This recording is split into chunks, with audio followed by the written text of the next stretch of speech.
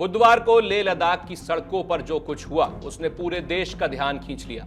छठी अनुसूची के तहत विशेष दर्जा और लद्दाख को पूर्ण राज्य का दर्जा देने की मांग को लेकर चल रहा शांतिपूर्ण आंदोलन अचानक हिंसक हो गया।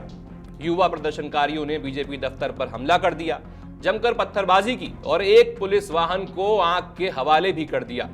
पुलिस ने हालात संभालने के लिए आंसू गैस और लाठीचार्ज का सहारा लिया।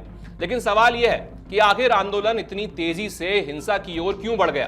नमस्कार, मेरा नाम है आशीष मिश्रा और आप देख रहे हैं अमर उजाला।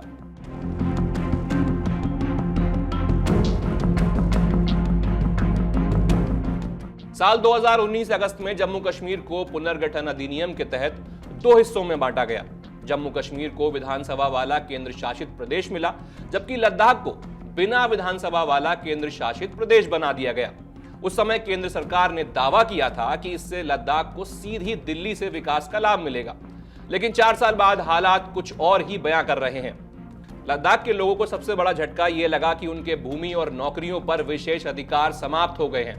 पहले यहां सिर्फ स्थानीय लोग ही जमीन खरीद सकते थे और नौकरियों में उन्हें प्राथमिकता दी जाती थी, लेकिन अब बाहरी लोगों का भी जमीन खरीदने और नौकरियां पाने का रास्ता खुल गया।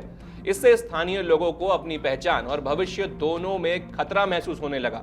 चलिए अब बात करते हैं कि आखिर आंदोलन भड़का क्यों। बीते पिछले 1 महीने से लद्दाख में लोग आंदोलन कर रहे हैं। पर्यावरण कार्यकर्ता सोनम वांगचुक इस आंदोलन के लीडर बनकर सामने आए। वो और अनेक साथी ने भूख हड़ताल शुरू की। ये आंदोलन लंबे समय तक शांतिपूर्ण रहा, लेकिन जैसे जैसे भूख हड़ताल पर बैठे लोगों की हालत बिगड़ने लगी और उन्हें अस्पताल ले जाना पड़ा, वैसे वैसे माहौल में गुस्सा बढ़ता चला गया। स्थानीय लोगों ने आरोप लगाया कि सरकार सिर्फ बैठकें करती है और कोई भी ठोस कदम नहीं उठाती। इस मुद्दे पर अगली चर्चा अब 6 अक्टूबर को होनी है, लेकिन प्रदर्शनकारियों का कहना है कि इतनी देर तक इंतजार करना उनके लिए संभव नहीं है। 35 दिन से भूख हड़ताल पर बैठे 15 लोगों में से 2 गंभीर रूप से बीमार हो चुके हैं। यह भी एक बड़ा कारण है कि बुधवार को भीड़ का गुस्सा फूट पड़ा और प्रदर्शनकारियों ने हिंसा का रूप ले लिया। इस प्रदर्शन में प्रदर्शनकारियों की 4 प्रमुख मांगे हैं। लद्दाख को पूर्ण राज्य का दर्जा मिलना, लद्दाख को संविधान की छठी अनुसूची में शामिल किया जाए, स्थानीय लोगों के लिए नौकरियों और जमीन पर विशेष अधिकार बहाल हो, लेह और कारगिल जिलों के लिए अलग अलग संसदीय सीट दी जाए। ये मांगे सिर्फ भावनात्मक नहीं है, बल्कि व्यवहारिक भी हैं। 2011 की जनगणना के अनुसार लद्दाख की 97% आबादी अनुसूचित जनजाति से आती है। 2019 में राष्ट्रीय अनुसूचित जनजाति आयोग ने भी इस बात का समर्थन किया था कि लद्दाख को छठी अनुसूची में शामिल किया जाना चाहिए। लद्दाख में बीजेपी को अब तक एक बड़ी ताकत के रूप में देखा जाता था, लेकिन स्थानीय लोगों का मानना है कि केंद्र की नीतियों से उनकी पहचान और अधिकार छिन रहे हैं। यही गुस्सा बुधवार को बीजेपी दफ्तर पर हमले के रूप में सामने आया। लोगों को सुरक्षा वाहन में आग लगाना और पत्थरबाजी करना यह दर्शाता है कि लोगों के मन में सरकार के लिए कितनी नाराजगी है।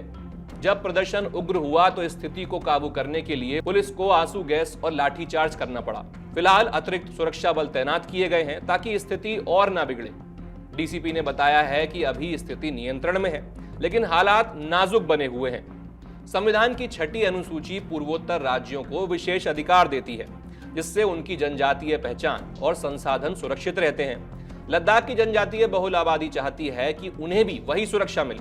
अगर ये मांग पूरी होती है तो स्थानीय लोगों की जमीन, नौकरियां और संसाधन बाहरी हस्तक्षेप से सुरक्षित रहेंगे।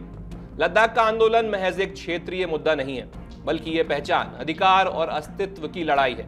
2019 में केंद्र सरकार ने नए विकास मॉडल का वादा किया था, लेकिन आज लोग खुद को असुरक्षित और ठगा हुआ महसूस कर रहे हैं। सोनम वांगचुक की भूख हड़ताल ने इस आंदोलन को नैतिक ताकत दी है, लेकिन भूख और पीड़ा ने गुस्से को हिंसा में बदल दिया।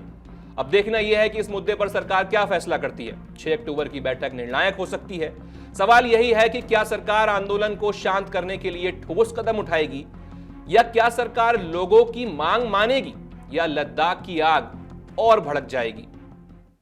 अगर आप ये वीडियो YouTube पर देख रहे हैं तो हमारे चैनल को सब्सक्राइब कर बेल आइकन दबाएं, और Facebook पर देख रहे हैं तो हमारे पेज को लाइक करें।